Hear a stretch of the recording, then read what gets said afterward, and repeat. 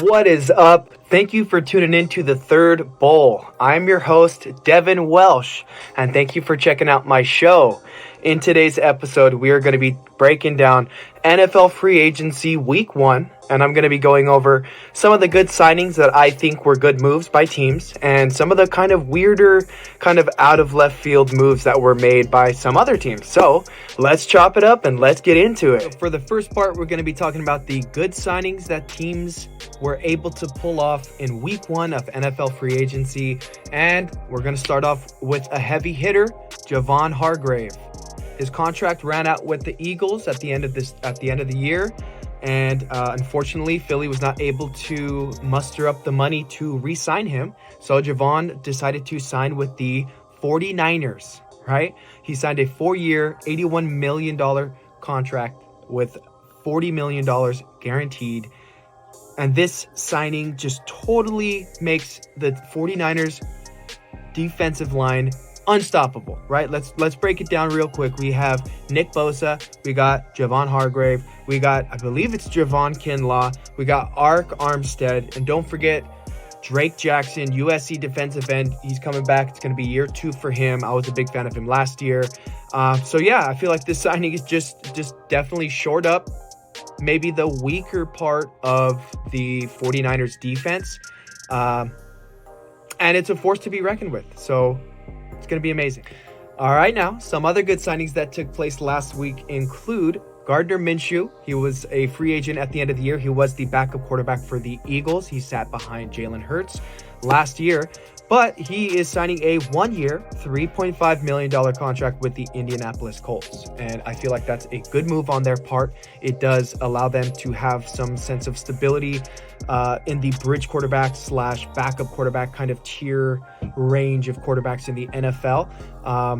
If they still have the juice, they can take a swing at Lamar Jackson. Hopefully not, right? Hopefully not. But if they don't, I feel like Gardner Minshew is a great quarterback that will allow a rookie quarterback to come in and sit and learn the system and get used to the speed of the NFL. Another good move that was made is I'm a little biased because he was a Baltimore Raven at one point. This is Bradley Bozeman re-signing with the Carolina Panthers. He was a free agent at the end of the season 2 years ago. He signed a 1-year deal with Carolina at the end of the season 2 years ago. This was his prove-it year this past season, 2022, and he proved it. He signed a 3-year, $18 million contract with the Carolina Panthers, and I'm very happy for him. Always happy to see a Raven succeed elsewhere. And on that note, of course, just want to throw that out there. Another big signing that I'm a fan of is Ben Powers being signed by the Broncos. I don't know the exact numbers on the contract. It's a multi-year deal, but he was a free agent from the Ravens. So just a big supporter of my guys out there. Alrighty. Okay, next segment, we're going to be talking about kind of the weird signings that took place in week 1 of the NFL free agency section of the offseason. So right off the bat, going to take it to the weirdest one. I think we all were kind of dumbfounded when this happened. Josh Oliver, tight end from the Ravens, no longer under contract. He signed a 3-year, $21 million contract with the Minnesota Vikings. I don't understand that, and I don't think anybody understands that. I'm a fan of the guy, don't get me wrong. I just feel like, is he worth it? Is he worth it? I don't know. Another weird one that took place was Darren Waller getting traded from the Raiders to the Giants. He just signed a contract extension at the end of the season last year. He was traded for the end of the 3rd round, pick 100, according to my notes. I don't get it. He's injury prone like crazy. The last 2 years, he hasn't been on the field all the games.